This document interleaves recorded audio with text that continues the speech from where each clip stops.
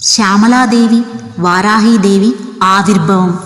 బండాసురుణ్ణి సంహారం చేయదలిచిన లలితాదేవి తన నుండి శ్యామలాదేవిని వారాహీదేవిని సృష్టించింది. శ్యామలాదేవి మంత్రినిగా ఉండి యుద్ధవ్యూహాలు తంత్రాలు చేస్తే వారాహీదేవి దండనాథునిగా సర్వసైన్యాన్ని శత్రుగమనాన్ని నడిపించేది. అలా వీరి సహాయంతో లలితాదేవి బండాసురుణ్ణి సంహరించింది.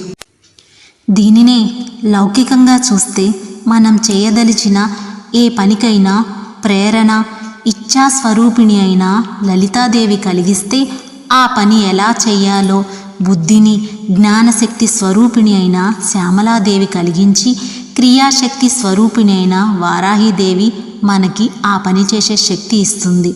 ఆ ఇచ్ఛాశక్తి జ్ఞానశక్తి క్రియాశక్తి స్వరూపిణి అయిన అమ్మవారు మనకి ఎప్పుడూ రక్షిస్తుంది. ఈ వీడియో కానీ మీకు నచ్చితే చిన్న లైక్ చేయండి.